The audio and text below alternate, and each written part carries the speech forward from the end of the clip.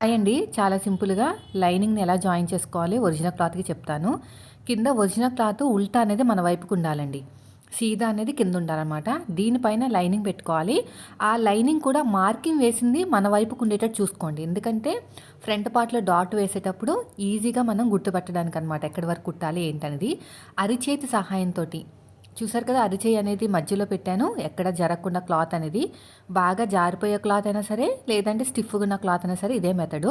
నేను పాదం వైపుకి ఇలా నేను ఒక ఫింగర్ తోటి ఇలా పట్టుకుంటున్నాను చూసారా?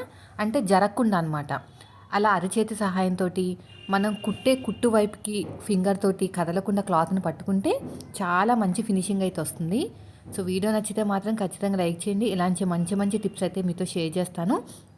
కొంచెం క్లాత్ ఉంచుకుని ఎగస్ట్రా ఉన్న క్లాత్‌ని మొత్తం కూడా నీట్‌గా కట్ చేసుకోవాలి. ఇలా చేయటం వల్ల మనకి పోగులు బయటకొచ్చినా కూడా ఖర్చు అనేది ఉంటదనమాట. Thank you for watching.